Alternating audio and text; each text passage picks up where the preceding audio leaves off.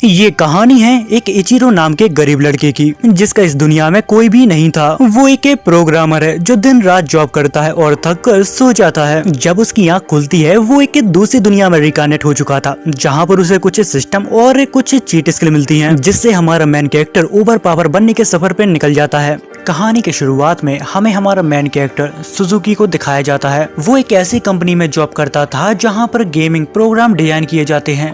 तभी उसके पास उसका एक मोटा दोस्त आता है। वो उसे बताता है कि हमें डेडलाइन खत्म होने से पहले इस गेम को कंप्लीट करना होगा। इतना कहने के बाद उसका दोस्त यहाँ से चला जाता है, जहाँ पर इचिरो को काम करते करते रात हो जाती है। जहाँ पर पूरी रात मेहनत करने के बाद इचिरो उस गेम को टेस्टिंग के लिए तैयार कर लेता है। काम खत्म होने के बाद वो यहाँ पर काफी थक जाता है, तो वो जाके ऑफिस में ही सो जाता है। जब उसकी आंख खुलती है तो वो एक अजीब सी ही दुनिया में आ गया था। वो अपने चारों तरफ देखता है, पर उसको समझ में नहीं आता कि आखिर वो इस समय कहाँ पर है। पहले उसे लगता है कि वो शायद सपना देख रहा है, पर जब वो अपने फोन को चेक करता है तो उसमें कोई भी नेटवर्क नहीं होता है। जिसके बाद वो फोन में अपना चेहरा देखता है और उसकी एक फोटो लेता है, जहाँ पर उसे पता चलता है कि अब उसकी एज काफी ज्यादा कम हो गई है। पर उसे ये सब अभी भी एक सपना लग रहा था। पर उसे एक बात अभी भी काफी अजीब लगती है, क्योंकि जिस गेम के ऊपर वो काम कर रहा था उसके कंट्रोल उसके सामने थे। तभी वो अपने कंट्रोल्स को टच करता है, जहाँ पर वो सभी अच्छे से वर्क कर रहे थे। अब ये सब देख के उसे एक बात तो समझ आ गई थी कि वो गलती से गेम की दुनिया में रिकार्नेट हो चुका है। जिस पर वो कहता है कि अगर ये गेम है तो इसमें बग और ग्लिचेस तो होंगे ही होंगे। जिसके बाद वो अपना मैप खोल के देखता है, जिससे उसे ये पता चलेगा कि वो आखिर अभी किस जगह पे है। जहाँ पर उसे पता लगता है कि वो अभी ड्रैगन वैली के अंदर है। तो इसका मतलब है कि यहाँ पर कुछ ही देर में काफी सारे मॉन्स्टर आ जाएंगे, इसलिए वो अपने हथियारों को ढूंढने लगता है। कुछ ही देर में यहाँ पर काफी सारे मॉन्स्टर आ जाते हैं, जहाँ पर वो उनका लेवल को चेक करता है, पर उन सभी का लेवल उससे काफी ज्यादा था। इसलिए वो यहाँ पर छिपने का डिसाइड करता है, क्योंकि अभी उसका लेवल 1 है, वो सीधे सीधे उनसे नहीं बढ़ सकता। लेकिन वो यहाँ पर छिप पाता है इससे पहले लिजार्ड का लीडर उसको देख लेता है और उसके ऊपर एरो शूट करवाने लगता है। तभी इचिरो को एक एरो लग जाता है, जिससे उसका खून निकलने लगता है। अब वो ये तो समझ गया था अगर मैं गेम में मरा तो शायद मैं हकीकत में भी मर जाऊं, क्योंकि गेम के अंदर मुझे एक छोटी सी चोट से इतना ज्यादा दर्द हो रहा है जैसे कि वो एक असली दुनिया हो। ये सब देखने के बाद वो अपनी जान बचाकर छिपने की कोशिश करने लगता है, जिस वजह से उसके सारे अटैक यूज हो जाते हैं। तभी वो आसमान की तरफ देखता है, जहाँ पर एक ग्लिच के वजह से वैली के अंदर काफी सारे उल्का पिंड गिरने लगते हैं, जिस वजह से वो सभी मॉन्स्टर मारे जाते हैं। पर वो भी वैली में था तो उसके ऊपर भी उल्का पिंड गिरने लगे थे, जहाँ पर वो अपनी जान बचाने की कोशिश करता है और वो नोटिस करता है कि उसका लेवल अब धीरे धीरे बढ़ने लगा है। कुछ समय बाद वहाँ पर मेटेओराइट गिरना बंद हो जाते हैं। जब वो बाहर जाके देखता है तो वहाँ पर काफी बड़े बड़े गड्ढे बन चुके थे। उसी के साथ अब उस जगह पे बारिश गिरना भी चालू हो गई थी। इतना सब होने के बाद यहाँ पर लिजर्ड का लीडर अभी भी जिंदा था, जिसके बाद वो इचिरो को अपनी स्वॉर्ड देता है ताकि युद्ध बराबरी का हो। लेकिन वो स्वॉर्ड इतनी ज्यादा भारी थी कि इचिरो उसको पकड़ के सही से खड़ा नहीं हो पा रहा था। जिसके बाद उन मॉन्स्टरों का लीडर उसके ऊपर एक हमला करता है, जिस वजह से इचिरो को काफी चोट लग जाती है। अब चोट खाने के बाद वो ये तो समझ गया था कि वो उसके साथ सीधे सीधे फाइट तो नहीं कर सकता, जहाँ पर वो अपनी जान बचाने के लिए उसके हमले को डॉज करने की कोशिश करने लगता है। जहाँ पर इचिरो कहता है कि मैं इस गेम में इतनी आसानी से तो नहीं मर सकता। जिसके बाद वो अपनी पूरी ताकत के साथ उस मॉन्स्टर के ऊपर अपनी स्वॉर्ड को थ्रो करता है, पर इचिरो के एक ही हमले से वो मॉन्स्टर यहाँ पर खत्म हो जाता है। जहाँ पर वो अपने हाथों को देखता है और नोटिस करता है कि अचानक उसकी बॉडी में बहुत ही ज्यादा ताकत आ गई थी। जिसके बाद वो एक जगह पे बैठ जाता है और सोचने लगता है कि मैं शायद इस दुनिया में फंस चुका हूँ। जिसके बाद वो यहाँ पर लॉग आउट का बटन ढूंढने लगता है ताकि वो अपने असली दुनिया में पहुंच सके। पर वो लॉग आउट का बटन ढूंढते ढूंढते थक जाता है, जहाँ पर उसे पता चलता है कि वो शायद इस दुनिया से अब कभी बाहर नहीं निकल सकता। तभी उसका ध्यान अपने कंधे की तरफ जाता है, जहाँ पर वो नोटिस करता है कि उसकी चोट अब पूरी तरह से ठीक हो गई है। जिसके बाद वो अपने स्टेटर को चेक करता है, जहाँ पर वो देखता है कि उसकी हेल्थ फुल है, उसका लेवल 310 चला गया है। उसी के साथ उसके सारे स्टेटर मैक्स लेवल पर थे। तभी वो अपनी मेटेओर वाली स्किल को देखता है, जो फिलहाल में ऑफ थी। फिर वो उसे ऑन करता है। वो उसे सिर्फ एक बार ट्राई करके देखना चाहता था, क्योंकि आज उसने ही उसकी जान बचाई थी। वो यहाँ पर एक लोकेशन को लॉक करके वहाँ पर मेटेओर की बारिश करवा देता है, पर वो मेटेओर काफी ज्यादा बड़े थे। जब वो जमीन को टच करती हैं तो यहाँ पर काफी बड़े बड़े ब्लास्ट होने लगते हैं।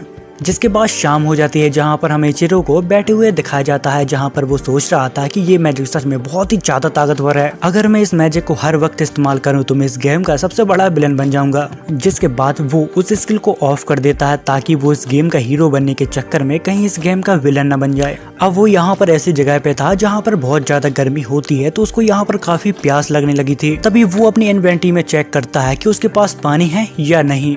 पर जब वो अपने इन्वेंटरी को देखता है तो यहाँ पर शॉक हो जाता है, क्योंकि उसके पास एक से एक बेहतरीन आइटम थे। जिस पर वो सोचता है कि मैंने शायद उस लिजार्ड को मारा है जिस पर मुझे इतने आइटम की लूट मिली है। जिसके बाद वो अपनी काम की चीज यानी कि वाटर पाउच को बाहर निकालता है और पानी पीने लगता है, जहाँ पर वो हमें बताता है कि इस बॉटल के अंदर अनलिमिटेड पानी है। तभी उसे अपने पास्ट के बारे में याद आता है, जहाँ पर वो सोचता है कि मैं अपनी दुनिया में इतना ज्यादा बेकारी था कि मुझे 24-24 घंटे काम करना पड़ता था, पर यहाँ ऐसा नहीं है, मैं यहाँ पर अंबानी को भी खरीद सकता हूँ। जिसके बाद वो अपने स्किल पॉइंट को चेक करता है, वो भी काफी ज्यादा थे।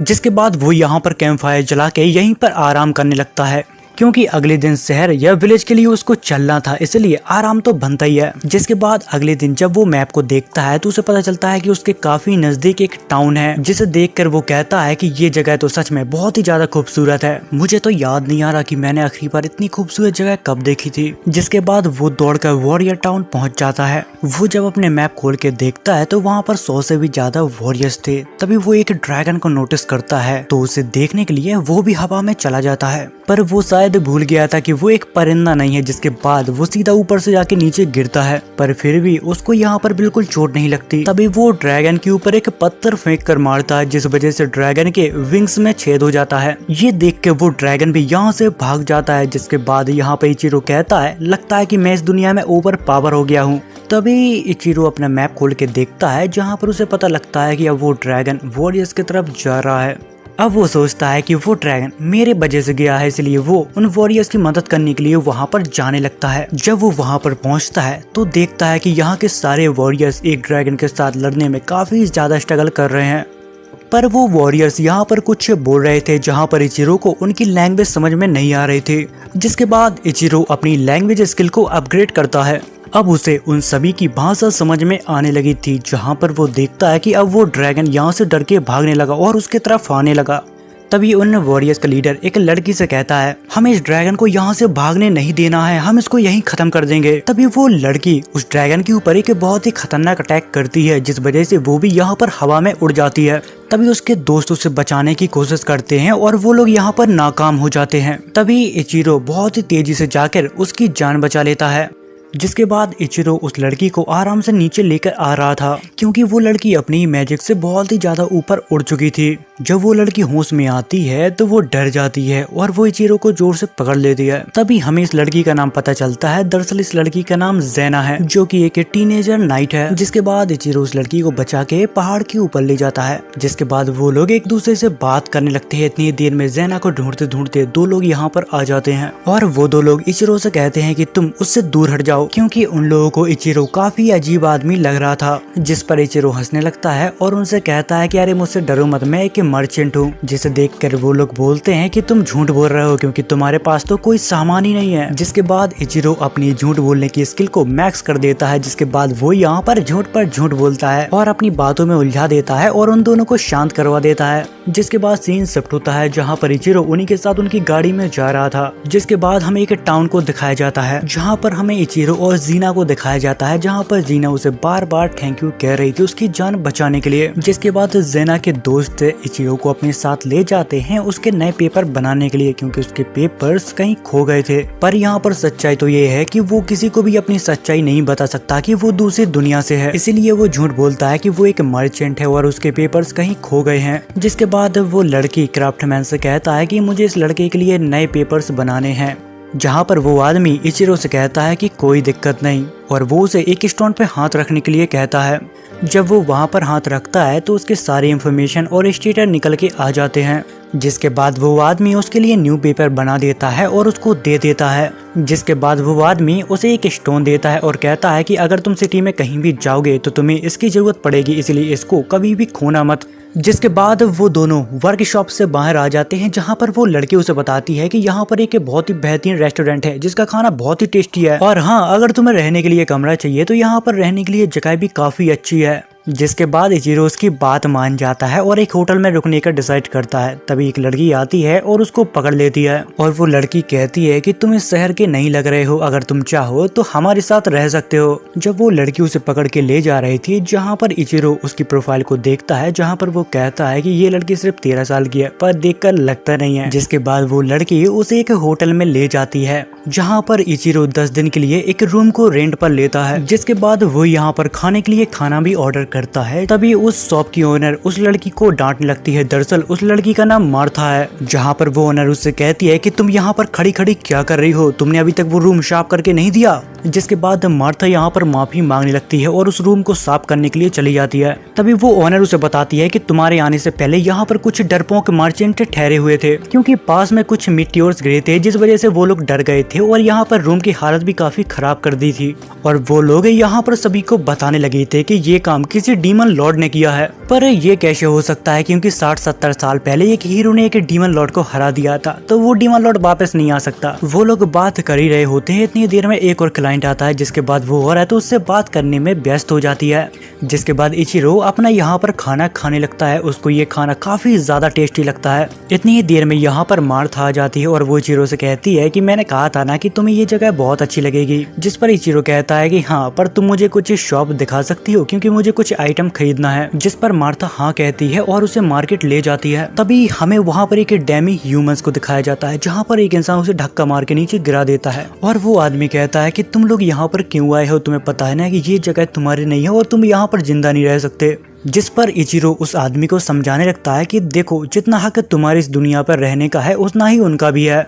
जिस पर वो आदमी इचिरो के ऊपर गुस्सा होने लगता है और कहता है कि अगर ये तुम्हारे साथ है तो तुम इसे अपनी ही सिटी में रखो। इतना कहने के बाद वो आदमी यहाँ से चला जाता है। उसके जाने के बाद इचिरो उन बच्चों से बात करने लगता है और उनका सामान बांध के उन्हें वापस दे देता है, जिस पर वो बच्चे काफी खुश हो जाते हैं। जिसके बाद वो बच्चे एक लड़की के पास चले जाते हैं, जहाँ पर वो लड़की भी एक डेमी ह्यूमंस थी। वो लोग अपना पेट पालने के लिए बाजार में कुछ सामान बेचने के लिए आए थे।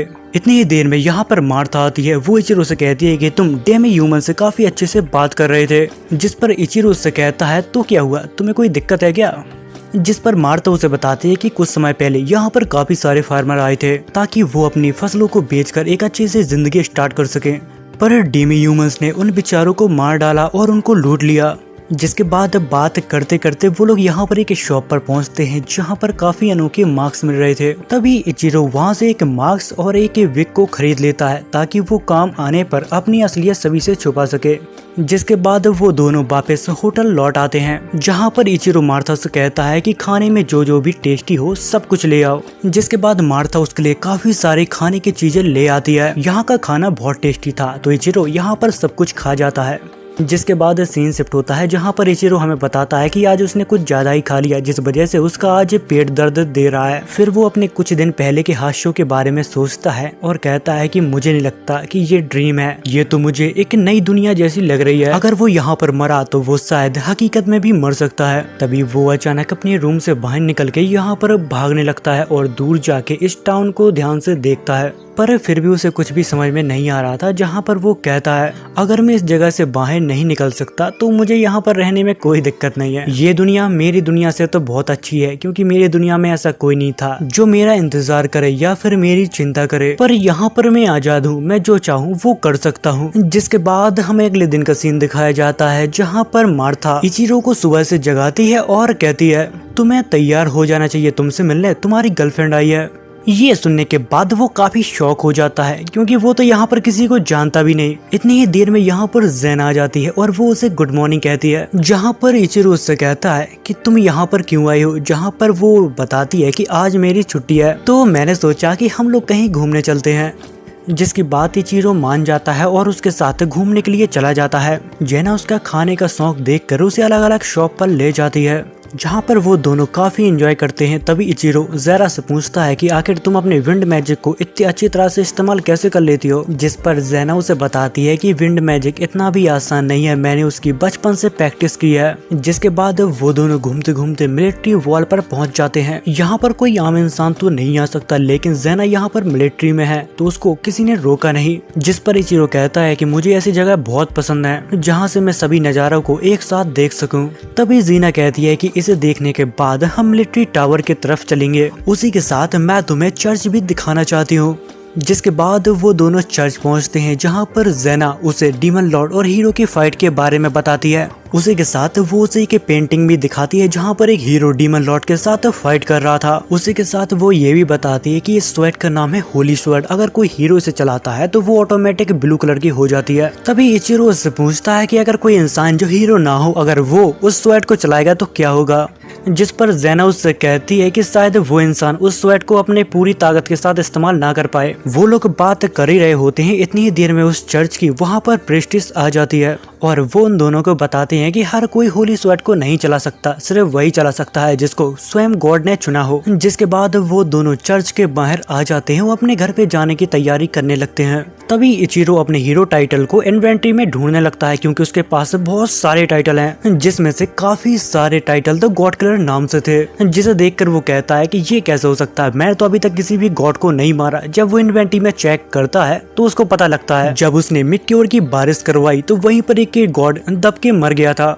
जिस पर वो सोचता है कि अब मैं ये काम दोबारा नहीं करूंगा जिससे गॉड मारे जाएं और लोग मुझे इंसानियत का दुश्मन समझने लगे। जिसके बाद वो लोग कार्ट में बैठकर मिलिट्री टावर की तरफ जाने लगते हैं। तभी ज़ेना उसे एक छोटे से टावर को दिखाती और कहती है कि आज से 2 साल पहले एक छोटे ड्रैगन ने उसे तोड़ दिया था, पर उसे टावर का नुकसान ज्यादा नहीं हुआ क्योंकि वो एक छोटा ड्रैगन था। लेकिन आज से 40 साल पहले यहाँ पर एक बहुत ही बड़ा ड्रैगन आया था, जिसने बाहर की बॉल को पूरा तोड़ के रख दिया था और उसके वजह से यहाँ पर काफी तबाही भी मची थी। तभी हमें यहाँ पर कुछ लोगों की भीड़ दिखाई जाती है, जहाँ पर एक आदमी उन सभी को यहाँ पर बहकाने की कोशिश कर रहा था। वो आदमी सबसे कहता है कि भले ये लोग डीमन ना हो, पर ये लोग ये कोई डीमन से कम भी नहीं है। वो यहाँ पर लोगों के बीच अपनी पत्थर की शेल ज्यादा करना चाहता था और सभी से कहता है कि मेरे पत्थर खरीदो और इन सभी को मारो। वो लोग ऐसा करने ही वाले थे, इतनी ही देर में वहाँ पर ज़ेना आ जाती है और वो उन सभी को रोकती है, लेकिन वो लोग उसको ही उल्टा सीधा कहने लगते हैं। ये सब होते हुए इचिरो भी दूर से देख रहा था, पर वो वहाँ पर जाने से पहले उन सभी की अच्छे से चेकिंग करता है, जहाँ पर उसे पता चलता है कि कुछ बदमाश उन बेचारे डेमी ह्यूमंस को फंसाना चाहता है। तभी वो लोग उन डेमी ह्यूमंस के ऊपर पत्थर फेंकने लगते हैं, जहाँ पर ज़ेना अपने मैजिक से उन लोगों को बचा रही थी। दूसरी तरफ इचिरो लोगों के बीच में कुछ बदमाशों को देखता है, वो उन्हें हटाने की कोशिश करता है क्योंकि वही लोग ये दंगा भड़का रहे थे। जिसके बाद इचिरो उनके लीडर को पकड़ के लोगों को हवाले कर देता है और उन सभी को समझाने की कोशिश करता है कि ये आदमी आप सभी को भड़काने की कोशिश कर रहा था, ताकि सभी लोगों को बेवकूफ बना के वो यहाँ पर अच्छे पैसे छाप सकें। ये बातें वो लोगों को बता ही रहा था। इतनी देर में उस लीडर के अंदर एक डीमन जागने लगता है। तभी इचिरो उन बच्चों से कहता है कि तुम यहाँ पर सुरक्षित नहीं हो, तुम चाहो तो मेरे साथ चल सकते हो। जिस पर डेमी ह्यूमंस कहते हैं कि हम आपके साथ नहीं चल सकते क्योंकि हमारे मास्टर ने यहाँ से जाने के लिए मना किया है। यहाँ पर उन लोगों की बात हो पाती है, इतनी देर में वो डीमन यहाँ पर एक्टिवेट हो जाता है और यहाँ पर एक स्पेल कास्ट कर देता है, जिस वजह से सभी लोग यहाँ पर एक ही जगह पे फ्रीज हो जाते हैं और अचानक एक जगह पे टेलीपोर्ट हो जाते हैं। थोड़े समय बाद इचिरो को यहाँ पर होश आता है। उसको समझ नहीं आ रहा था कि आखिर वो किस जगह पे है और इतनी ही देर में यहाँ पर एक डीमन की आवाज सुनाई देती है। वो कहता है कि अब तुम सभी लोग यहाँ पर मारे जाओगे। जहाँ पर इचिरो पहले अपने मन को शांत करता है और यहाँ से निकलने की तरकीब बनाने लगता है।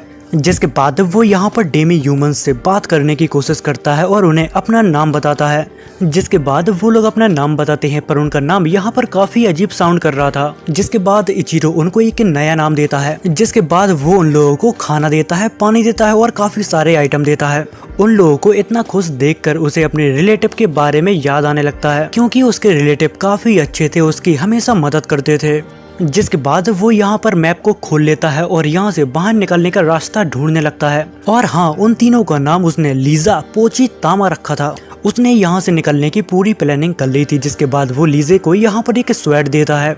जिसके बाद वो लोग यहाँ से जाने लगते हैं। उसी के साथ वो सबको बताता है कि अगर तुम्हारे सामने कोई मॉन्स्टर आ जाए तो तुम्हें क्या करना है। वो लोग कुछ ही दूर पहुँच पाते हैं। इतनी देर में उनका सामना एक मॉन्स्टर से होता है। तब लीजे उसे बताती है कि वो मॉन्स्टर अभी किसी को खा रहा है, तो हमारे पास मौका है और हम उस मॉन्स्टर को खत्म कर सकते हैं। जिस पर इचिरो सोचने लगता है कि ये मुझसे बहुत ही ज्यादा कमजोर है, लेकिन इसको पता है कि कब लोहा गर्म है, कब हथौड़ा मारना है। तभी इचिरो अपने मैजिक गन को बाहर निकालता है और उसके लेवल को मैक्स करता है और एक ही झटके में उस मॉन्स्टर को खत्म कर देता है। जिसके बाद वो उस मॉन्स्टर के बॉडी पार्ट से वो एक खंजर बनाता है और तमा को दे देता है ताकि वो अपनी रक्षा कर सके। उसी के साथ वो उस मॉन्स्टर का कोर भी निकाल लेते हैं। जिसके बाद वो लोग यहाँ से फिर से आगे की तरफ बढ़ जाते हैं।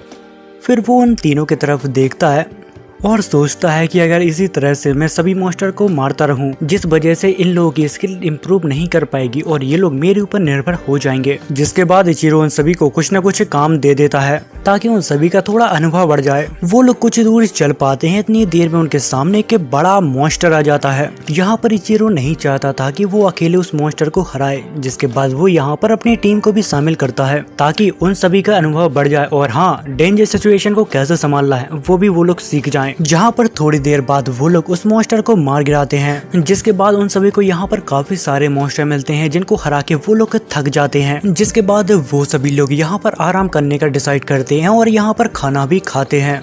खाना खाने के बाद वो लोग यहाँ पर सो जाते हैं। जहाँ पर इचिरो सोचता है कि जिस रफ्तार से हम लोग आगे बढ़ रहे हैं, मुझे यकीन है कि हम लोग बहुत ही जल्दी इस जगह से बाहर निकल जाएंगे। जिसके बाद वो लोग आगे बढ़ते हैं जहाँ पर उनका सामना एक स्लाइम से होता है। उसे एक मामूली स्लाइम समझ के इचिरो उसके ऊपर फायर मैजिक से अटैक करता है, लेकिन उस स्लाइम को उससे कुछ भी फर्क नहीं पड़ता। तभी लीजा उसके कोर को डिस्ट्रॉय कर देती है और उसे बताते हैं कि स्लाइम को सबसे आसानी से मारने का तरीका उसके कोर को डिस्ट्रॉय करना है। यहाँ पर थोड़ी देर बाद जब वो लोग थोड़ा और आगे बढ़ते हैं, जहाँ पर उनका सामना होता है कि 40 लेवल के एक बीस्ट से। वो बीस्ट इचिरो को देखकर सीधे उसके ऊपर हमला कर देता है। तभी उसे एक ट्रैप दिखता है जहाँ पर वो उस बीस्ट को वहाँ पर कैद कर देता है। जिसके बाद वो लोग थोड़ा और आगे बढ़ते हैं जहाँ पर उन्हें कुछ लोग मिलते हैं जो ट्रैप में फंसे हुए थे। इचिरो ये सब देखकर अपनी टीम की मदद लेकर सभी लोगों को यहाँ पर फ्री करने लगता है और वहाँ पर एक से एक रईस आदमी थे जो उनकी जान बचाने के लिए उनको शुक्रिया अदा कहते हैं। तभी हमें एक लड़के की चिल्लाती हुई आवाज सुनाई देती है जहाँ पर वो पोची के ऊपर नाराज हो रहा था। वो काफी गुस्से में पोची से कहता है कि ला ये खंजर मुझे दे दे, लेकिन पोची अपना हथियार उसे देने से मना कर देती है। और हाँ, अब तक तो इस लड़के का चेहरा देख के आप लोग समझ गए होंगे कि ये कौन है, जो कुछ समय पहले इन लोगों से काफी बदतमीजी कर रहा था। पर उसके बुरे बर्ताव के वजह से इचिरो पोची को वापस अपने पास बुला लेता है। फिर वो उस लड़के से कहता है कि अभी हम लोग काफी ज्यादा बिजी हैं, इसलिए हम लोग यहाँ से जा रहे हैं। जिस पर वो लड़का कहता है कि अरे तुम कहाँ जा रहे हो, पहले मुझे तुम यहाँ से निकालो, उसके बाद मैं तुम्हें बताता हूँ। तभी एक मैजिशियन जिसको इचिरो ने बचाया है वो उसको डराते हुए कहता है कि तुम जरा अपना मुंह बंद रखोगे। ये देखकर वो लड़का यहाँ पर बिल्कुल चुप हो जाता है। जिसके बाद वो यहाँ पर सभी लोगों को बचा लेते हैं और फिर आगे बढ़ जाते हैं जहाँ पर वो लोग देखते हैं कि मॉन्स्टर और डीमंस के बीच फाइट हो रही है। उनके पीछे पीछे वो लड़का भी वहाँ पर पहुँच जाता है और वो कहता है कि जब तक मेरे पास तलवार है मैं किसी से भी नहीं डरता। इतनी ही देर में उसके सामने एक स्लाइम मॉन्स्टर आ जाता है जिसका सामना वो नहीं कर पा रहा था। जहाँ पर उसका आज खेल खत्म होने वाला था, इतनी देर में वहाँ पर पोची और तामा आ जाते हैं और वो उसकी जान बचा लेते हैं। दूसरी तरफ इचिरो की नजर जाती है ज़ेना की तरफ, जहाँ पर एक स्लाइम मॉन्स्टर ने उसको जकड़ के रखा था। जिसके बाद इचिरो उसके पास जाता है और उसकी जान बचा लेता है। ये देखकर ज़ेना यहाँ पर रोने लगती है और कहती है कि मुझे तुम्हारी बहुत ज्यादा चिंता हो रही थी। तभी हमें यहाँ पर प्रीस्ट को दिखाया जाता है जहाँ पर इचिरो उसे बता देता है कि आखिर तुम्हें किस तरह से स्लाइम को खत्म करना है। थोड़ी देर बाद वहाँ के सभी मॉन्स्टर मारे जाते हैं। जिसके बाद यहाँ पर अब काफी सारे लोग हो गए थे, तो वो लोग दरवाजा खोलने की कोशिश करते हैं। जिसके बाद इचिरो अपने मैप में देखता है कि हम लोग सही जा रहे हैं या फिर यहाँ से निकलने का दूसरा कोई रास्ता है। यहाँ से निकलने का उसे दूसरा रास्ता भी मिल जाता है, पर वो इतना भी आसान नहीं था। तभी यहाँ पर सोल्जरों को एक खजाना मिलता है, जहाँ पर वो खोलते हैं तो उसके अंदर से एक डीमन बाहर निकलता है, जिसे देखकर यहाँ के सभी नाइट लड़ने के लिए तैयार हो जाते हैं। लेकिन वो डीमन कोई आम डीमन नहीं था, वो सभी के अंदर एक छलावा क्रिएट करता है। पर यहाँ पर कुछ लोग थे जिसके ऊपर उस डीमन का मैजिक असर नहीं किया। जिसके बाद वही रईस लड़का उसके ऊपर अपने मैजिक से हमला करता है, लेकिन उस डीमन को उसे ज्यादा कुछ फर्क नहीं पड़ता। तभी अचानक यहाँ पर एक बीस्ट आ जाता है जो इचिरो के ऊपर अटैक करने लगता है, जिस वजह से इचिरो एक ट्रैप के अंदर गिर जाता है। तभी इचिरो उससे लड़ने के लिए अपनी होली स्वॉर्ड को समन कर लेता है। दरअसल ये स्वॉर्ड पहले से ही उसके इन्वेंटरी में थी, क्योंकि गलती से उसने एक गॉड को मार दिया था, जिसके रिवॉर्ड में उसे एक होली स्वॉर्ड मिलती है, जहां पर वो स्वॉर्ड के साथ एक ही झटके में उस बीस्ट को फाड़ के रख देता है। जिसके बाद इचिरो अपने मास्क और विग को पहन लेता है और उस डीमन के पास चला जाता है ताकि कोई उसको ना पहचान पाए। और वो यहाँ पर सभी नाइट से कहता है कि अब तुम लोग आराम करो, मैं यहाँ पर सब कुछ संभाल लूंगा। तभी डीमन उससे कहता है कि आखिर तुम हो कौन और इतने ताकतवर कैसे हो। तभी इचिरो उसके ऊपर एक पत्थर फेंक के मारता है जिससे वो यहाँ पर अधमरा हो जाता है, जिसे देखकर वो डीमन डर जाता है और यहाँ पर एक स्पेल कास्ट करता है जिसमें से उस डीमन के मास्टर निकलते हैं। और तभी वो नया वाला डीमन कहने लगता है कि यकीनन तुम्हारे पास होली शॉर्ड है पर मुझे कोई आम हीरो नहीं हरा सकता। जिसके बाद वो डीमन लॉर्ड उसके ऊपर हमला करता है पर उस हमले से उसको कुछ भी नहीं होता। अब वो इसको मारने की सोच रहा था, जहाँ पर वो अपनी स्किल को चेक करता है पर यहाँ पर मिटियर वाली स्किल दिखती है, पर वो कहता है कि मैं यहाँ पर उसको इस्तेमाल नहीं कर सकता। जिसके बाद वो यहाँ पर अपने फायर स्पेल को मैक्स आउट करता है और कहता है कि मैं अपनी पावर का एक छोटा सा हिस्सा इस्तेमाल करूंगा क्योंकि मैं नहीं चाहता यहाँ पर सभी लोग मर जाएं। जहाँ पर वो फायर मैजिक का एक छोटा सा हिस्सा इस्तेमाल करता है, जिस वजह से यहाँ पर एक बहुत ही बड़ा धमाका होता है जिसको देखकर वो डीमन लॉर्ड डर जाता है। उसी के साथ यहाँ पर एक लड़का भी घबराया हुआ था क्योंकि उसने आज से पहले इतना खतरनाक फायर मैजिक नहीं देखा था और वो कहता है कि मुझे लगता है कि ये दुनिया का सबसे ताकतवर मैजिशियन है। उन सब की बातें यहाँ पर इचिरो भी सुन रहा था। जिसके बाद वो अपने वेपन को चेंज करता है क्योंकि उस वेपन से वो उसको नहीं मार सकता और फिर वो अपनी डिवाइन स्वॉर्ड को निकालता है और उसके ऊपर अटैक कर देता है, जिस वजह से वो डीमन लॉर्ड यहाँ पर खत्म हो जाता है। जिसके बाद सीन कट होता है जहाँ पर वो सभी लोग अब उस भूल भुलैया से बाहर निकल आए थे और फिर तभी वहाँ पर वही मार्केट वाला लड़का आ जाता है। वो तामापोची से माफी मांगता है अपने रूड व्यवहार के लिए। तभी ये कि हबीबी इचिरो को अपने पास बुलाता है और तामापोची को उसको सौंप देता है और कहता है कि आज से ये मेरे पास गुलाम नहीं रहेंगे, आज से ये दोनों आजाद हैं। ये सुनकर वो दोनों यहाँ पर काफी खुश हो जाती हैं। उसी के साथ वो हबीबी कहते हैं कि हमारे पास और भी काफी सारे डेमी ह्यूमंस हैं, तुम चाहो तो उनको भी आजाद करवा सकते हो। तभी अंदर से दो स्लेब बाहर निकलती हैं, एक का नाम लुलू और दूसरे का नाम आरिसा था। जहाँ पर आरिसा कहती है कि आपने हमारी जान बचाई, इसलिए आज से इचिरो सामा मैं आपकी हूँ। ये सुनने के बाद इचिरो काफी शॉक हो जाता है क्योंकि उसने उसे इचिरो सामा कहा था जो एक जैपनीज वर्ड है। तभी इचिरो को एक आइडिया आता है ये चेक करने के लिए कि वो जैपनीज है या नहीं। जिसके बाद वो लुलू के पास जाता है और उसके कान में कुछ कहता है और फिर वही बात वो आरिसा से भी कहता है, जिस वजह से आरिसा एक बहुत ही बेकार चेहरा बना लेती है और कहती है कि इस दुनिया में सबसे गंदी चीज स्पाइडर है जिससे मैं सबसे ज्यादा नफरत करती हूँ। जिसके बाद वो लोग यहाँ से जाने लगते हैं, जहाँ पर इचिरो सोचता है कि मुझे पहले से ही शक था कि ये जैपनीज है, कम से कम मुझे इस अनजानी दुनिया में कोई अपने देश का तो मिला।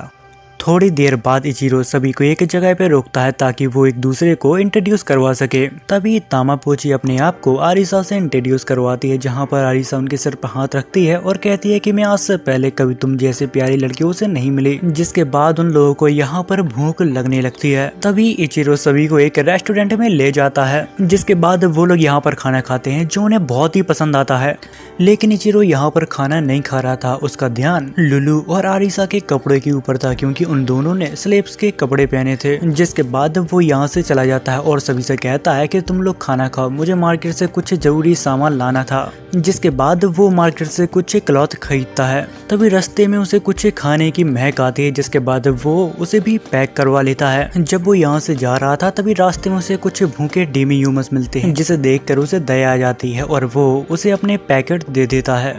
जिसके बाद वो होटल पहुंचता है, जहां पर तामापोची और एरिसा उसका इंतजार कर रहे थे। वो कहते हैं कि हमारे ऊपर ये कपड़े कैसे लग रहे हैं। जिसके बाद सीन शिफ्ट होता है, जहां पर इचिरो मार्था की मॉम के पास जाता है और उनसे कहता है कि हमें कुछ और रूम चाहिए। जिस पर वो कहती हैं कि मैं तुम्हें रूम तो दे दूंगी, पर यहाँ पर कुछ लोग हैं जो डेमी ह्यूमन से बहुत नफरत करते हैं। जिसे देखकर यहाँ पर तामापोची डर जाते हैं। तभी आरिसा इचिरो का हाथ पकड़ के कहती है कि आप बहुत ही अच्छे हो मास्टर। तभी हमें एरिसा की पावर दिखाई जाती है, जहां पर वो किसी को भी कंट्रोल कर सकती है। वो यहाँ के सभी लोगों को कंट्रोल करके उनके बीच से डेमी ह्यूमंस का डर हटा देती है। जिसके बाद लोग यहाँ पर नॉर्मल हो जाते हैं, जैसे कि यहाँ पर कुछ हुआ ही नहीं था। जिसके बाद इचिरो से थैंक यू कहता है और सभी को उनके कमरे में छोड़ देता है। जिसके बाद हमें अगले दिन का सीन दिखाया जाता है, जहाँ पर मार्था और ज़ैना उसे सुबह सुबह से जगाने के लिए आए थे। तभी इचिरो जागता है और कहता है कि शोर मत मचाओ, मैं जाग गया हूँ। पर वो दोनों अचानक यहाँ पर उसके ऊपर काफी ज्यादा गुस्सा होने लगती है, क्योंकि उनने कुछ ऐसा देख लिया था जिससे ज़ैना यहाँ पर बहुत ही ज्यादा नाराज होती है, क्योंकि उसने लुलू को देख लिया था उसके कमरे के अंदर, वो भी उसके साथ ही सो रही थी। ये सब देखकर ज़ैना यहाँ से नाराज होके चली जाती है। तभी इचिरो अपने कपड़े पहनकर खिड़की से नीचे कूद जाता है और ज़ैना को समझाने की कोशिश करता है। वो उससे कहता है कि देखो तुम्हें गलत फहमी हुई है, जैसा तुम्हें लगता है वैसा कुछ भी नहीं है। जिसके बाद वो सारी की सारी बातें उसे बता देता है। ये सुनने के बाद ज़ेना कहती है कि तो फिर ये बात है, जिसके बाद इचिरो उसकी तारीफें करने लगता है। ये सुनकर ज़ेना यहाँ पर खुश हो जाती है। तभी हमें अरीसा को दिखाया जाता है जो उन दोनों की बातों को सुनकर यहाँ पर मुस्कुरा रही थी। तभी इचिरो उसके सिर पर उंगली मारता है और कहता है कि सभी को बुला लाओ। जिसके बाद अरीसा उन सभी को बुलाने के लिए यहाँ पर दौड़ के चली जाती है, जिसे देख कर इचिरो को लगता है कि रात को उसने मुझसे कुछ कहा था कि जब वो इस दुनिया में आई थी, जब उसने अपने पुराने यादों के साथ लोगों की मदद करने का सोचा था, लेकिन पहले सब कुछ ठीक था और फिर धीरे धीरे लोगों के बीच बंटवारा होना चालू हो गया और इसी का फायदा एक दुश्मन ने उठाया और राजा को मार डाला, जिससे उस देश के ऊपर डीमन अटैक करने लगे और उस देश की अर्थव्यवस्था बिल्कुल खराब हो गई। जब वो देश तबाह हो रहा था, जिसके बाद वो लोग अपनी जान बचा के वहाँ से भाग गए और अपने लिए रहने के लिए एक नई जगह ढूंढने लगे। पर वो लोग बहुत ही भूखे थे। जिसके बाद वो एक स्लेब से मिले, जहाँ पर स्लेब्स ने उन्हें खाना पीना दिया, पर बदले में उन्हें अपना गुलाम बना लिया। जिसके बाद अरीसा यहाँ पर सभी लोगों को बुला लाती है, पर यहाँ पर लुलू नहीं आई थी क्योंकि उसकी तबीयत आज खराब थी। जिसके बाद इचिरो अरीसा को बहुत सारे पैसे देता है और कहता है कि हमारे ग्रुप को जिस भी चीज की जरूरत हो वो तुम खरीद के लाओगी, आज से ये तुम्हारा काम है। तभी अरीसा उसके कान में कहती है कि ये बहुत ज्यादा पैसे हैं, इसलिए मैं इन पैसों को सेफ रखने के लिए इसके ऊपर मैजिक करने वाली हूँ। जिसके बाद वो लोग यहाँ से चले जाते हैं, जहाँ पर ज़ेना इचिरो से कहती है कि सच में ये लोग बहुत ही अच्छे हैं। फिर इचिरो कहता है कि मैं आज एक नई जगह ढूंढने वाला हूं ताकि ये सभी लोग एक अच्छी सुरक्षित जगह पर रह सकें। जिस पर ज़ेना कहती है कि अगर ऐसी बात है तो मैं भी तुम्हारे साथ चलूंगी। जिसके बाद वो दोनों ऑड जॉब्स के ऑफिस पहुंच जाते हैं, जहां पर उनकी मुलाकात एक नाड़ी नाम की लेडी से होती है, जहां पर इचिरो उससे कहता है कि हमें रहने के लिए एक अच्छी जगह चाहिए। जिसके बाद वो लेडी उसे काफी सारी जगह दिखाती है। अगर आपको डेमी ह्यूमस के साथ रहना है तो वेस्ट टाउन आपके लिए ज्यादा सेफ रहेगा। जिसके बाद वो लेडी उसे एक घर बताती है जो काफी सस्ते दामों में मिल रहा था, पर इचिरो को वो प्रॉपर्टी ज्यादा कुछ खास पसंद नहीं आई और फिर वो उस लेडी को दूसरी प्रॉपर्टी दिखाने के लिए कहता है। जिसके बाद वो लेडी एक मार्केट प्लेस में उसे घर बताती है, पर उसे ये भीड़ भाड़ वाली जगह ज्यादा कुछ पसंद नहीं आती। जिसके बाद वो लेडी उसे एक और घर दिखाती है जो बाहर से देखने में काफी ज्यादा अच्छा लग रहा था, पर जब वो अपने मैप में चेक करता है, जहाँ पर उसे पता लगता है कि घर के नीचे क्राइम गिल्ड की छिपने की जगह है, तभी इचिरो उस लेडी से कहता है कि इस घर की हालत देख के हमें लग रहा है कि हम यहाँ पर नहीं रह सकते, इसलिए तुम हमें कुछ और जगह दिखाओ। पर उस लेडी के पास अब कोई भी ऐसी जगह नहीं बची थी जहाँ पर डेमी ह्यूमंस अच्छे से रह सके, और वो कहती है कि अभी तो मेरे पास कोई और जगह नहीं है, अगर मिलेगी तो मैं तुम्हें जरूर इन्फॉर्म कर दूंगी। जिसके बाद वो दोनों मार्केट में आ जाते हैं, जहाँ पर उनकी मुलाकात तामा और पोची से होती है और वहीं पर एरिसा होती है। वो इचिरो से कहती है कि मेरे बाल कैसे लग रहे हैं, जिस पर इचिरो उससे कहता है कि तुम्हारे ऊपर ये कलर बहुत ही अच्छा लग रहा है और तुम अब पहले से काफी ज्यादा क्यूट लग रही हो। जिसके बाद इचिरो और ज़ेना एक एक्सेसरीज शॉप पर आ जाते हैं, जहां पर इचिरो उसे एक एयरिंग गिफ्ट करता है, जिस पर ज़ेना उसे पहन लेती है और उससे कहती है कि मैं कैसी लग रही हूँ। जिस पर इचिरो कहता है कि सच में तुम बहुत ही खूबसूरत लग रही हो। वो लोग यहाँ पर बात कर ही रहे होते हैं, इतनी ही देर में यहाँ पर तामा, पोची और एरिसा आ जाते हैं, जिसे देखकर ज़ेना उस गिफ्ट को वहीं पर रख देती है। जिसके बाद हमें एक ग्राउंड का सीन दिखाया जाता है जहाँ पर परफॉर्मेंस स्टार्ट होने वाली थी, जिसे देख कर इचिरो कहता है कि मुझे ये ड्रामा और लव स्टोरी कुछ खास पसंद नहीं आई, क्योंकि मुझे पता है कि आगे क्या होने वाला है, जहां पर इस स्टोरी में सभी लोग मारे जाएंगे और हमारा मेन कैरेक्टर उसे क्लिप से फेंक दिया जाएगा। जिसके बाद वो एक अनडेड मॉन्स्टर बन जाता है और जिन लोगों ने उसको मारा था उन सभी से वो अपना बदला लेता है, पर उसका बदला पूरा हो पाता इससे पहले एक होली नाइट उसे खत्म कर देता है। जिसके बाद वो शो यहाँ पर एंड होता है, जिसको देखकर ज़ेना यहाँ पर रोने लगती है। जिसके बाद सीन कट होता है। तभी इचिरो और ज़ेना कहीं पर जा रहे थे, तभी उनकी मुलाकात ज़ेना के दोस्तों से होती है जिनकी हालत काफी खराब होती है, जिस पर वो लोग बताते हैं कि हम काफी सारे एंट से लड़े थे जिस वजह से हमारी हालत ये हो गई है। तभी यहाँ पर तामा पोची आती हैं, वो उसके पास एक मरी हुई आंट लेकर आई थी, जिसे देख कर इचिरो यहाँ पर सतर्क हो जाता है। वो जब अपने मैप में चेक करता है तो उसके आसपास काफी सारे दुश्मन हो जाते हैं, इसलिए वो सभी से कहता है कि तैयार हो जाओ। इतनी ही देर में उस टाउन की वार्निंग बेल बजने लगती है और फिर थोड़ी देर बाद सिटी के अंदर काफी सारी एंट आने लगती है, जिसे देख के इचिरो कहता है कि ये है काफी सारी पर इनका लेवल काफी ज्यादा कम है। उसी के साथ कुछ एंट तो अचानक टाउन के अंदर आते ही नीचे गिरने लगती है, जिस पर अरीसा कहती है लगता है ये मेरे बैरियर मैजिक का कमाल है। तभी इचिरो यहाँ पर सभी को लड़ने के लिए तैयार करता है, जिसके बाद वो सभी लोग मिलकर यहाँ पर एंट्स को मारने लगते हैं। तभी इचिरो यहाँ पर एक घर का दरवाजा देखता है जो टूटा हुआ था, जिसे देखकर वो समझ जाता है कि यहाँ पर एंट्स ने हमला किया था। जिसके बाद वो घर के अंदर चला जाता है और सभी एंट को खत्म कर देता है।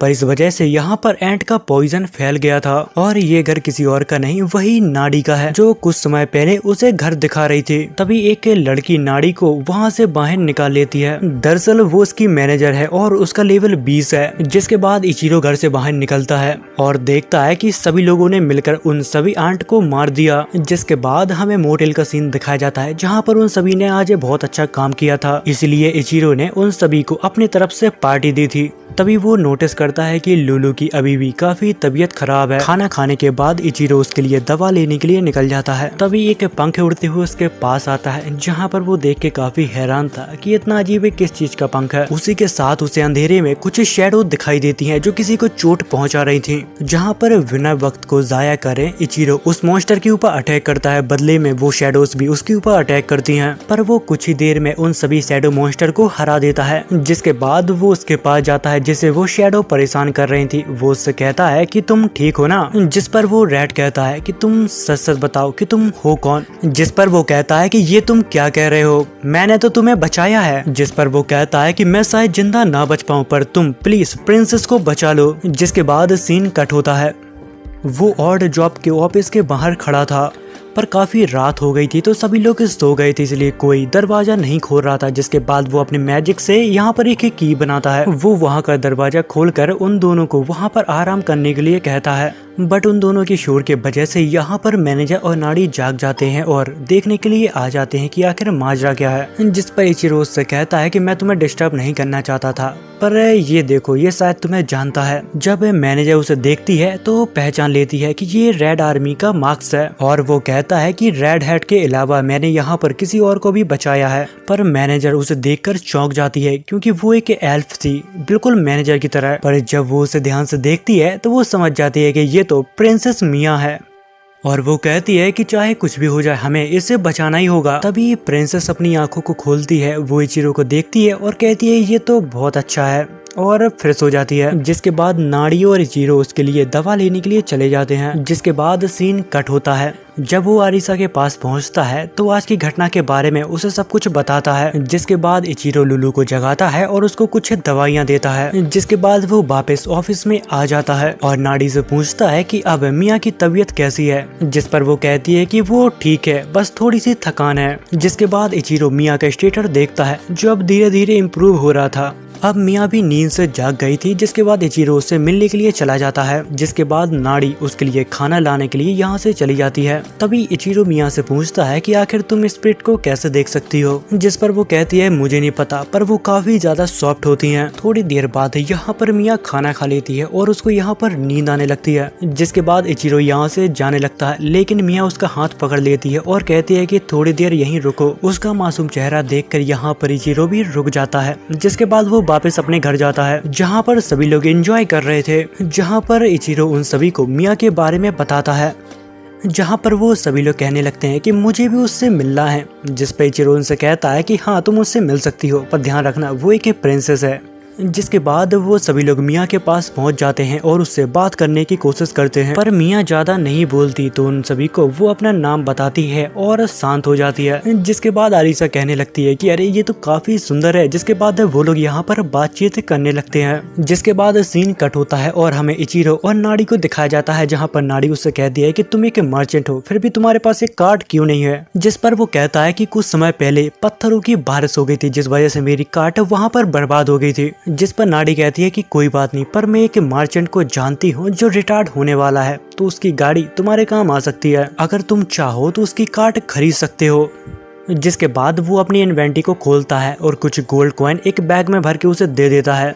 जिसके बाद हमें कुछ समय बाद का सीन दिखाया जाता है जहाँ पर इचिरो की कार्ड आ गई थी। तभी नाड़ी वहाँ पर आती है, वो उसे कुछ पेपर देके उसे उस कार्ड का ऑफिशियल ओनर बना देती है। जिसके बाद इचिरो नाड़ी से पूछता है कि आखिर मिया का घर है कहाँ पर, जहाँ पर वो बताती है कि तुम्हें साउथ की तरफ जाना है और वहाँ पर तुम्हें एक एल्फ विलेज मिलेगा, वही है उसका घर। और फिर इचिरो लुलू से कहता है कि मुझे देखो कार्ड चलानी नहीं आती, तो फिर तुम्हें ही चलाना होगा, मैं कुछ ही टाइम में तुम्हें देखकर सीख जाऊंगा। जिसके बाद वो कुछ ही दूर तक जाती हैं जहाँ पर मौसम खराब होने लगता है, जिसे देख कर इचिरो कहता है कि अब मुझे चलाने दो, क्योंकि इचिरो ने अपनी ड्राइविंग स्किल को मास्टर कर लिया था। उसी के साथ उसको काफी सारे टाइटल मिलते हैं। तभी अचानक उसे महसूस होता है कि कोई उसके ऊपर नजर रखे हैं। जिसके बाद इचिरो विलेज पहुंचता है जहां पर वो देखता है कि मिया उसका काफी टाइम से इंतजार कर रही थी। उसी के साथ मिया उससे ये भी कहती है कि अब मेरी तबीयत बहुत ही अच्छी है, मैंने अपने आप को एक मैजिक पोशन से ठीक कर लिया। तभी वो इचिरो से कहती है कि मुझे तामा पोची ने बताया कि हनी बंस काफी ज्यादा अच्छे लगते हैं, इसलिए मुझे भी वही खाना है।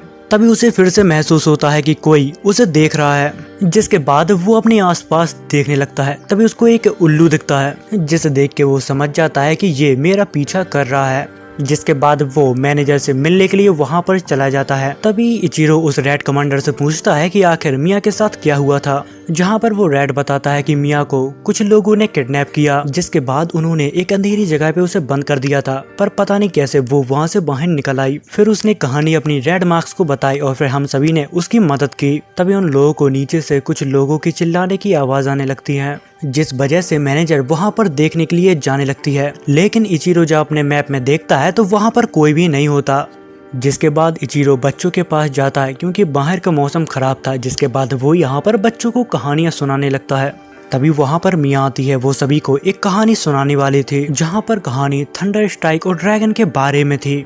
तभी इचिरो तामा को देखता है, जो किसी चीज को देखकर डर रही थी और उसके मुंह से कुछ भी आवाज नहीं निकल रही थी। जब वो भी उस तरफ देखता है तो उसे वही आउल दिखता है और फिर तभी अचानक वो आउल एक विजार्ड के अंदर ट्रांसफॉर्म हो जाता है। पर इचिरो को अभी भी समझ में नहीं आ रहा था, वो बड़े ध्यान से उसको देख रहा था। अब उस विजार्ड को देखकर यहाँ पर सभी लोग उससे लड़ने के लिए तैयार हो जाते हैं, पर वो लोग विजार्ड के ऊपर हमला कर पाते इससे पहले विजार्ड उन सभी को फ्रीज कर देता है। बट इचिरो उसके मैजिक से बहुत ही जल्दी बाहर निकल जाता है, जिस पर वो डीमन कहता है कि तुम काफी ताकतवर लग रहे हो, तुम मेरे हमले से काफी आसानी से बाहर निकल आए। तभी इचिरो उसके प्रोफाइल को चेक करता है ये जानने के लिए कि आखिर वो कौन है, जहाँ पर उसे पता चलता है कि वो एक अनडेड किंग है, पर सिर्फ 41 लेवल का। और फिर उसी के साथ वो अनडेड उसे ये भी कहता है कि मैं मिया को अपने साथ यहाँ से ले जाने के लिए आया हूँ। जिस पर इचिरो कहता है कि अगर तुम मिया को अपने साथ ले जाना चाहता है तो फिर कोशिश करके देख ले। ये बात सुनकर अनडेड को यहाँ पर काफी गुस्सा आ जाता है और वो अपनी शैडो की मदद से यहाँ पर इचिरो को उल्टा लटका देता है। और फिर अचानक इचिरो यहाँ पर उसकी पकड़ से बहुत ही आसानी से आजाद हो जाता है, जिस वजह से अरीसा को भी यहाँ पर टाइम मिल जाता है अपना अटैक को फुल चार्ज करने के लिए। जिसके बाद अरीसा अनडेड के ऊपर अपना अटैक छोड़ देती है, जिस वजह से यहाँ पर रोशनी ही रोशनी हो जाती है। थोड़ी देर बाद जब सभी लोग खुश हो जाते हैं, जब वहाँ से चमक हटती है, तब हमें दिखता है कि उस अनडेड किंग को यहाँ पर कुछ भी नहीं हुआ। वो उसके इतने पावरफुल अटैक को बहुत ही आसानी से सरवाइव कर गया। तभी वो अनडेड किंग यहाँ पर मिया को पकड़ता है और एक पोर्टल में डालने लगता है और कहता है कि तुम लोगों के वजह से मेरे यहाँ पर काफी समय बर्बाद हो गया। और यहाँ से जाते जाते वो सभी को धमकी देता है, अगर तुम्हें मिया को बचाना है तो क्रीडल पे आ जाना। इतना कहने के बाद वो भी यहाँ से चला जाता है।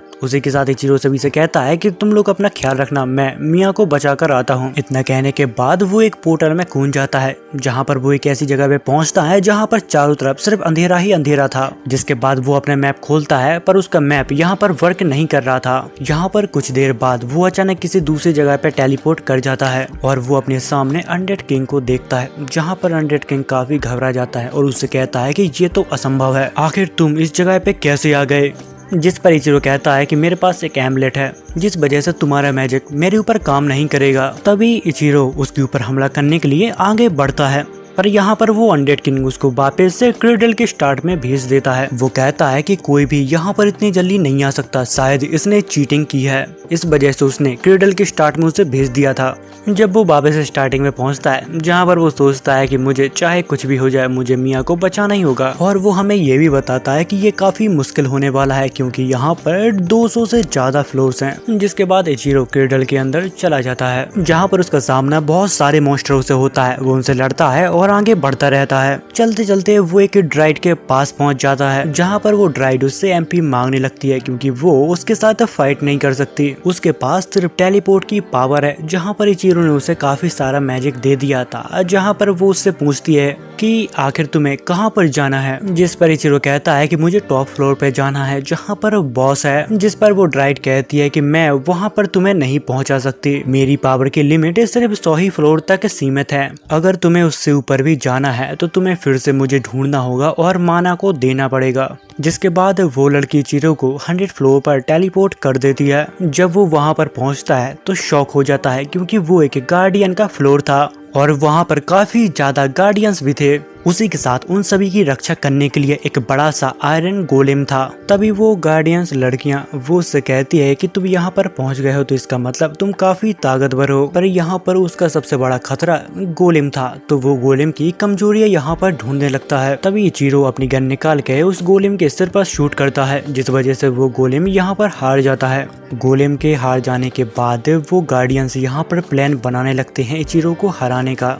जिसके बाद यहाँ से 3 लड़कियों में से 2 लड़की यहाँ से भाग जाती हैं, पर यहाँ पर तीसरी लड़की इचिरो के साथ फाइट करती है, पर इचिरो एक ही झटके में उसको यहाँ पर बेहोश कर देता है। जिसके बाद वो उसको बेड पर लेटा देता है और उसके रूम को एक्सप्लोर करने लगता है। तभी उसको नजर जाती है कि यहाँ पर भी एक ड्राइड होगा। जिसके बाद वो उसे ढूंढने के लिए निकल जाता है। ढूंढते ढूंढते उसको एक ड्राइड मिल भी जाती है, पर वो यहाँ पर काफी ज्यादा कमजोर थी। जिसके बाद इचिरो से पानी पिलाता है और फिर वो थोड़ी देर में यहाँ पर वापस तंदुरुस्त हो जाती है। जिसके बाद वो ड्राइड उससे मैजिक पावर मांगने लगती है और इचिरो भी उसको मैजिक पावर दे देता है। जिसके बाद वो ड्राइड अब विश पूरी करने के लिए तैयार हो चुकी थी, जहां पर इचिरो उससे कहता है कि मुझे टॉप फ्लोर पर टेलीपोर्ट कर दो, जहां पर वो ड्राइड उसे टॉप फ्लोर पर टेलीपोर्ट कर देती है।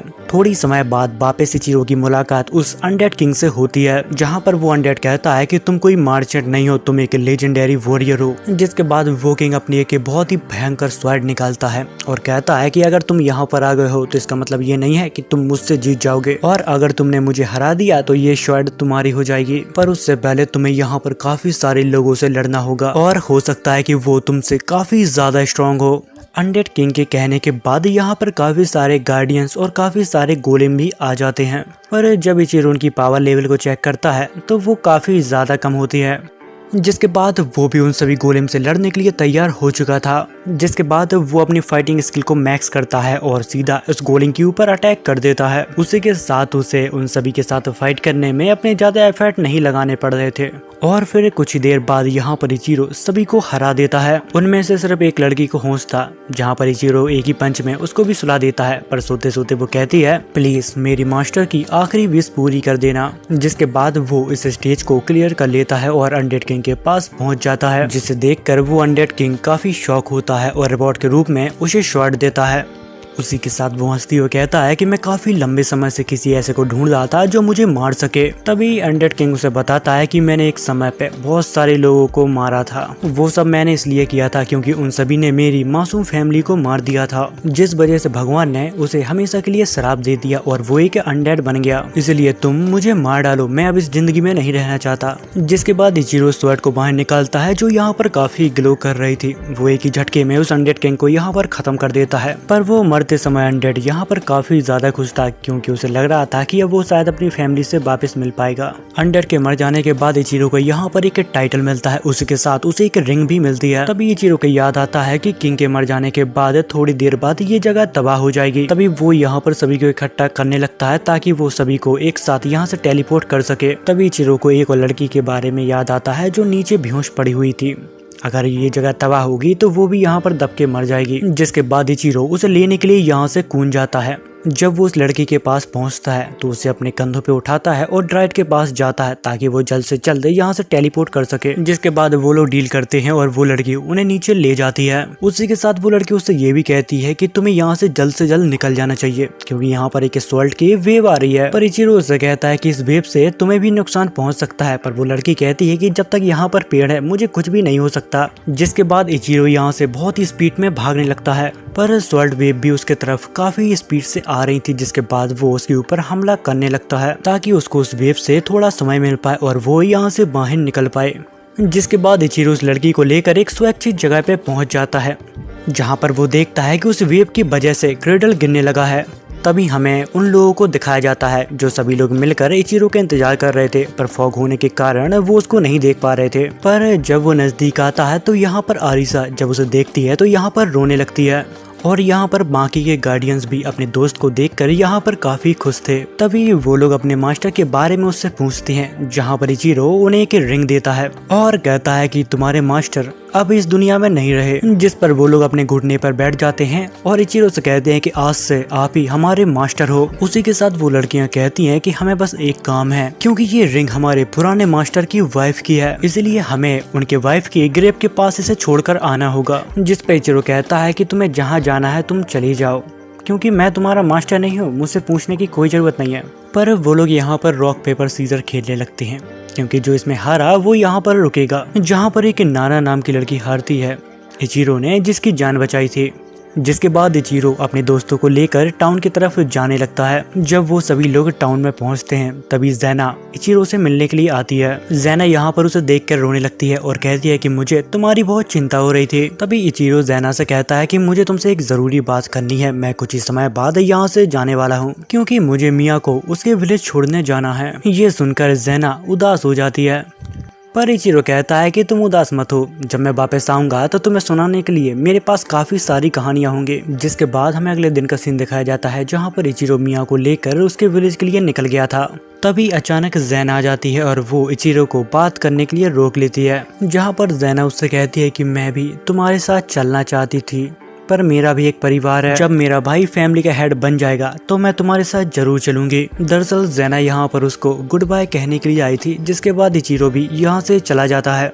सफर पे चलते चलते उन सभी को भूख लगाई थी, जहाँ पर वो एक जगह पे ब्रेक लेते हैं और खाना खाते हैं। पर यहाँ पर सभी का पेट भर जाता है, पर दूसरी तरफ लीजा सभी के लिए पैनकेक बना रही थी। तभी इचिरो उसके पास आता है और कहता है कि सभी का पेट भर गया, फिर भी तुम पैनकेक क्यों बना रही हो? जिस पर वो कहती है कि मुझे लगता है कि आगे चल के हमें फिर से भूख लगेगी, इसीलिए मैंने सोचा कि मैं पहले से ही सब कुछ बना लूं। जिस पर इचिरो कहता है कि तुम कह तो ठीक रही हो, पर हमारे पास इसे रखने के लिए जगह नहीं है। और तभी यहाँ पर आदिशा आती है, वो उन सभी को एक आइटम बॉक्स के बारे में बताती है। वो कहती है कि तुम लोग चाहो तो इसमें खाना रख सकते हो। तभी इचिरो अपने इन्वेंटरी में आइटम बॉक्स को देखता है और उसके आइटम बॉक्स को देखकर कहता है कि ये तो बिल्कुल ही डिफरेंट है, क्योंकि उसने अभी तक अपना स्टोरेज अच्छे से एक्सप्लोर नहीं किया, उसे नहीं पता कि वो क्या क्या कर सकता है। तभी जाने से पहले इचिरो अपने घोड़े का प्रोफाइल को चेक करता है, जहाँ पर उसे पता लगता है कि घोड़े को अभी कुछ आराम की और जरूरत है। तभी उसको कुछ अजीब सी जगह दिखती है, जहाँ पर वो तामापोची से कहता है कि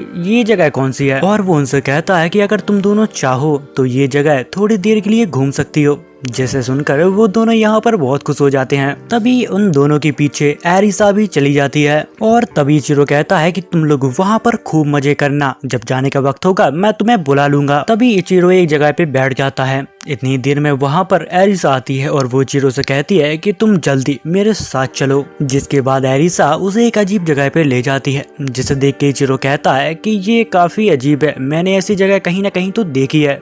तभी इचिरो अपने एक फ्लैशबैक में चला जाता है, जहाँ पर उसके सामने एक छोटी लड़की होती है और वो उसे जिंदगी के बारे में बता रही थी कि आखिर जिंदगी कितनी छोटी होती है और गॉड की जिंदगी कितनी ज्यादा होती है। तभी उसके पीछे से इचिरो आता है और वो उससे कहता है, क्या रिकार्नेट रियल होता है या फिर ये सब मनगढ़ंत कहानियां हैं?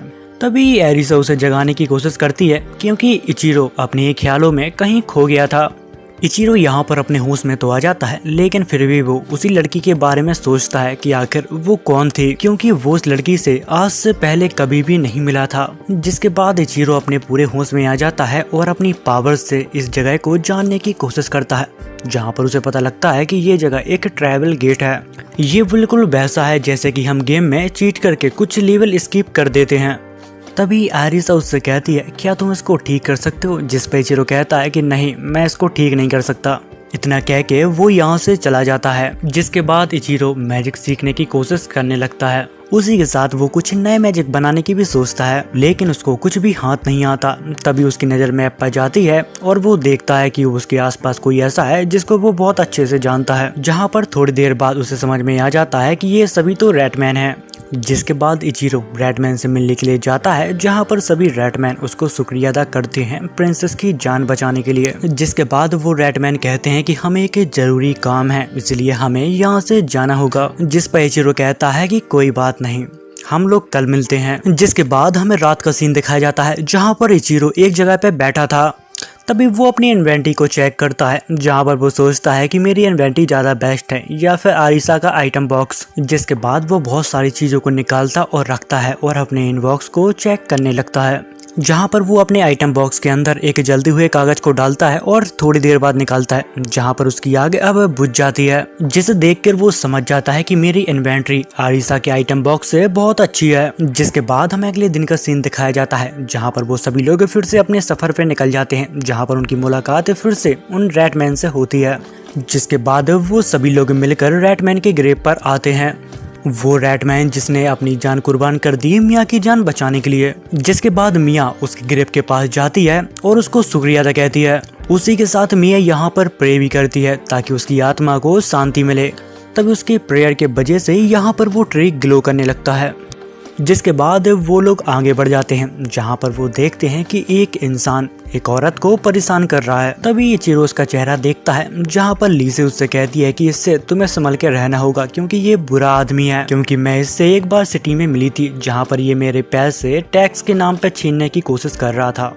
जहाँ पर थोड़ी देर बाद वो आदमी यहाँ से चला जाता है। जिसके बाद इचिरो उन लोगों के पास जाता है और उनको एक मैजिक पोशन देता है क्योंकि उन सभी की हालत काफी खराब थी और वो जल्दी से जल्दी रिकवर हो जाएं। जिसके बाद वो दोनों उसे शुक्रिया अदा कहते हैं और यहाँ से चले जाते हैं। जिसके बाद हमें यहाँ पर उन सभी को दिखाया जाता है वो सभी यहाँ पर आराम करने के लिए रुके थे। तभी यहाँ पर सभी लोग एंजॉय कर रहे थे, पर यहाँ पर आरिसा और इचिरो मैजिक पोशन बनाने की कोशिश कर रहे थे। थोड़ी समय बाद इचिरो यहाँ पर एक बहुत ही अच्छी पोशन बनाता है जिससे इंसान की हेल्थ बहुत ही जल्दी रिकवर हो जाए। जिसके बाद वो एक वायल उठाता है ताकि वो उस पोशन को उसमें स्टोर कर सके। तभी वो उसके नीचे देखता है तो वहाँ पर एक मैजिक सर्कल बना होता है। तभी वो नोटिस करता है कि उसका आइटम अब खत्म होने वाला है। जिसके बाद वो अपनी आसपास की सिटी को ढूंढने लगता है। तभी मैप में उसे एक नौकी नाम की सिटी मिलती है। कुछ समय बाद वो लोग नौकी सिटी पहुंच जाते हैं। तभी वो लीसे के साथ एक शॉप पर जाता है जहाँ पर उसकी मुलाकात एक इंसान से होती है जो बहुत ही तेजी से वहाँ से भाग रहा था। जिसके बाद वो लोग शॉप के अंदर जाते हैं जहाँ पर उनकी मुलाकात एक लेडी से होती है और वो उससे पूछती है कि तुम्हें क्या क्या चाहिए। जिसके बाद इचिरो अपने सभी आइटम का नाम बता देता है कि उसको क्या क्या चाहिए। जिस पर वो लेडी कहती है कि मुझे माफ करना, मैं तुम्हें ये सभी सामान दे देती पर तुमसे पहले जो इंसान आया था वो सभी आइटम को लेकर चला गया। जिसके बाद इचिरो शॉप से बाहर निकलता है और लीसे से कहता है कि तुम यहाँ से अभी जा सकती हो, मैं थोड़ी देर में आता हूँ। जिसके बाद हमें रात का सीन दिखाया जाता है जहाँ पर इचिरो अपनी जेब से कुछ निकालता है जो कुछ मैजिक स्क्रॉल थे जो उसने उस शॉप से बाय किए थे। जिसके बाद वो यहाँ पर जल्दी जल्दी मैजिक सीखने लगता है। जिसके बाद वो यहाँ पर घूमने लगता है ताकि अपने मैप को अच्छे से अनब्लॉक कर सके। तभी वो चलते चलते एक बाउंड्री को क्रॉस कर लेता है और तभी उसको मैप में पता चलता है कि कुछ लोग उसका पीछा कर रहे हैं। तभी अचानक वो सभी लोग इचिरो के ऊपर हमला करने लगते हैं। वो उसके हमले से बचता है और उनसे बात करने की कोशिश करता है, लेकिन वो लोग नहीं सुनते और उसके ऊपर लगातार हमले करते रहते हैं। तभी इचिरो को उन सभी लोगों के साथ एक लड़की दिखाई देती है जहाँ पर इचिरो उनसे कहता है कि देखो मेरे ऊपर हमला मत करो, मुझे तुम लोगों से नहीं लड़ना। लेकिन वो लड़की इचिरो की बात नहीं सुनती और उसके ऊपर लगातार हमले करती रहती है और वो कहती है कि मेरा मैजिक तुम्हारे ऊपर असर क्यों नहीं कर रहा। जहाँ पर उस लड़की को लगने लगता है कि वो अब उससे हार जाएगी। जिसके बाद वो अपने मास्टर को यहाँ पर बुलाती है। वो एक विच होती है। वो इचिरो से बहुत ही रिस्पेक्ट से बात करती है और अपना नाम बताती है। वो सब उसने इसलिए किया था क्योंकि इचिरो के पास एक बहुत ही काम की चीज है। जिसके बाद विच इचिरो को एक जगह पे ले जाती है और वहाँ पर उससे कहती है कि मुझे माफ करना, हम लोगों ने आपको बिना ही जाने आपके ऊपर हमला करना चालू कर दिया। जिस पर इचिरो से कहता है कि अरे ऐसी कोई भी बात नहीं है, मैं तो बस यहाँ पर घूमने के लिए आया था। फिर उन दोनों की बात हो जाती है जहाँ पर वो विच अपने स्टूडेंट से कहती है क्या तुमने वो पोशन बना लिया। तभी इचिरो उस विच से पूछता है कि आखिर आप इतने सारा पोशन का क्या करोगे। जिस पर वो विच कहती है कि हम इसे सीसी में भर के बेचते हैं। जिसके बाद विच के साथ इचिरो वहाँ से बाहर निकलता है और विच उसके लिए रास्ता बना देती है ताकि वो उस जंगल से आसानी से बाहर निकल पाए। जिसके बाद सीन कट होता है जहाँ पर इचिरो एक जगह पे बैठकर कॉफी पी रहा था, जहाँ पर उसकी नज़र दो लोगों के ऊपर जाती है जहाँ पर वो आपस में झगड़ रहे थे। तभी यहाँ पर एक आदमी आ जाता है जिसका इचिरो काफी टाइम से वेट कर रहा था, जहाँ पर इचिरो काम के बारे में उससे पूछता है, जहाँ पर वो कहता है कि ये काम इतना भी आसान नहीं है, अगर तुम्हें वॉइस बनाना सीखना है तो तुम मेरे यहाँ पर सीख सकते हो। जिसके बाद फिर से इचिरो उन दोनों को देखने लगता है, वो जितना भी उनको देखता है उसको वो लोग उतने ही अजीब लगते हैं।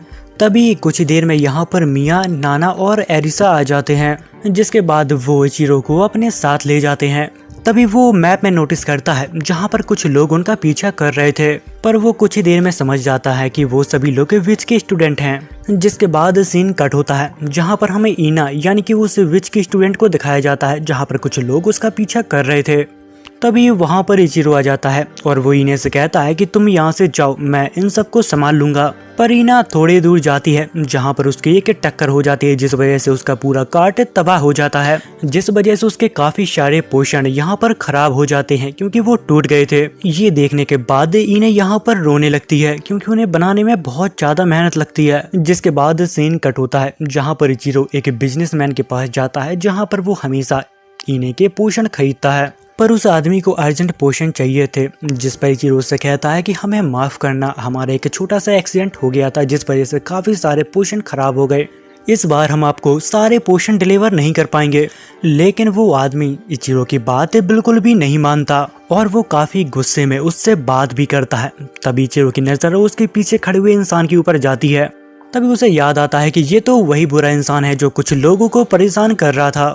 तभी वो आदमी कहता है कि हमारे बीच एक समझौता हुआ था, अगर तुम लोग उसको डिलीवर नहीं कर पाओगे तो हम ये समझौता कैंसिल करते हैं।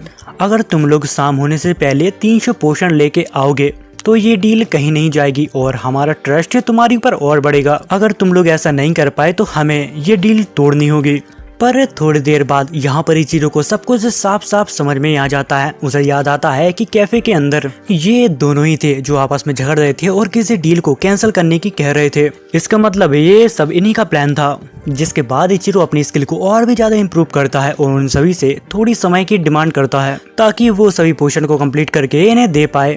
वो आदमी उसकी बातें बड़ी ही ध्यान से सुन रहा था और सोचता है कि ये लड़का सारे पोषण को एक दिन में कंप्लीट नहीं कर पाएगा। जिसके बाद वो आदमी एक नई डील का उसको एक सर्टिफिकेट दे देता है।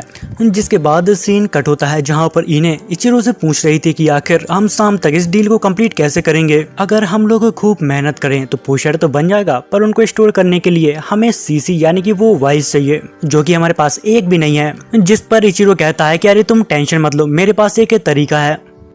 जिसके बाद इचिरो उसी इंसान के पास जाता है जो उसे कल मिला था, पर वो आदमी उसे मना कर देता है और कहता है कि इतनी सारी बोतल बनाने में काफी टाइम लगता है, ये नामुमकिन है एक दिन में। और वो आदमी उसकी मदद करने से मना कर देता है।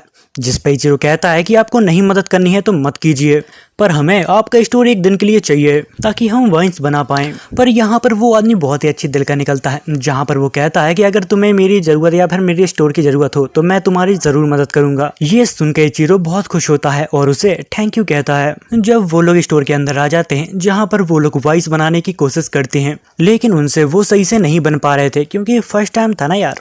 और तभी हमें इचिरो को दिखाया जाता है जिसने कुछ ही समय में यहाँ पर काफी सारे वाइस बना दिए थे, लेकिन उनको सूखने में काफी टाइम लगता है। जहां पर मिया अपने मैजिक पावर से उन्हें सुखा रही थी ताकि काम जल्दी से जल्दी हो जाए।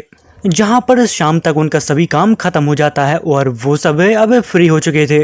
इतनी ही देर में यहाँ पर वो बुरे आदमी आ जाते हैं और वो कहते हैं कि तुमने बिना परमिशन के यहाँ पर वाइस बनाई, जो कि ऐसा करना यहाँ पर इनलीगल है। जिस पर इचिरो उनसे कहता है कि देखो हम ऐसा कुछ भी नहीं कर रहे हैं, हम यहाँ पर वाइस बनाना सीख रहे हैं। पर वो बुरा आदमी उसकी बात नहीं सुनता और यहाँ पर चीजों को तोड़ने के लिए कह देता है। थोड़ी देर बाद यहाँ पर अरीसा उन टुकड़ों को उठाती है और कहती है कि ये तो हमारे नहीं है। जिस पर इचिरो कहता है कि मुझे पता था कि कुछ ऐसा हो सकता है, इसलिए मैंने उस वाइस को ऐसी जगह पर छुपा दिया था जहाँ पर कोई भी उसे ना ढूंढ पाए। जहाँ पर अरीसा कहती है कि आखिर ये कौन सी जगह है जहाँ पर तुमने ये सब छुपा दिया। तभी इचिरो अपनी इन्वेंटरी को खोलता है और सभी बोतल को बाहर निकालता है। जिसके बाद सीन कट होता है जहाँ पर हमें उसी आदमी को दिखाया जाता है, जहाँ पर वो आदमी इचिरो से कहता है कि तुम लोग यहाँ पर क्यों आए हो, क्या तुमने 300 बोतल कंप्लीट कर ली है क्या। जिसके बाद इचिरो उस आदमी के पास जाता है और उन्हें डिलीवरी रसीद दे देता है। ये सब देखकर वो काफी शॉक हो जाता है कि आखिर इस लड़के ने ये ऐसा कैसे कर दिया। हमने तो इसकी सारी बोतलों को तोड़वा दिया था। फिर वो आदमी इचिरो को इग्नोर करने लगता है ताकि जल्द से जल्द शाम हो जाए और उसको साइन न करना पड़े और ये डील यहीं पर कैंसिल हो जाए। तभी इचिरो उसकी चाल को समझ जाता है और यहाँ पर थोड़ी देर बाद यहाँ पर एक दूसरा आदमी आ जाता है और वो आदमी कहता है कि रहने दो, वो आदमी बहुत घमंडी है, मैं तुम्हारे पेपर पर साइन कर देता हूँ। क्योंकि वो आदमी भी एक काउंट था और वो आदमी कहता है कि तुम्हारे वजह से किंगडम के लोगों को काफी दिक्कत का सामना करना पड़ा और तुम काफी बुरे इंसान भी हो। और वो काउंट कहता है कि इसलिए मैं चाहता हूँ कि तुम यहाँ से फटाफट निकल जाओ। पर वो आदमी उसकी भी बात ध्यान से नहीं सुन रहा था, जिसके बाद काउंट अपनी तलवार को बाहर निकालने लगता है। इतने में ही इचिरो उन दोनों आदमी को बहुत ही अच्छी तरह से सबक सिखा देता है। इचिरो उन दोनों को इतना मारता है कि मारते मारते उनको बेहोश कर देता है, जिस पर काउंट कहता है कि तुम ये क्या कर रहे हो, ये तो मेरा काम है। जिस पर इचिरो कहता है कि आपके आसपास बच्चे हैं तो आप स्वैट से इनको सबक नहीं सिखा सकते। जिसके बाद सीन शिफ्ट होता है जहां पर इचिरो वापस अपनी टीम के साथ सफर पर निकल जाता है। जिसके बाद हमें ज़ेना को दिखाया जाता है जहां पर उसके पास एक लेटर आया हुआ था जो इचिरो ने भेजा था, जहां पर उसने अपनी जर्नी के बारे में ज़ेना को बताया था कि आखिर वो कैसी चल रही है। तो फिर आज की कहानी इतनी ही थी। अगर आपको वीडियो पसंद आई हो तो चैनल को सब्सक्राइब और वीडियो को लाइक कर देना, क्योंकि इससे मुझे जो खुशी मिलती है वो नेक्स्ट लेवल होती है। तो फिर कर लो यार।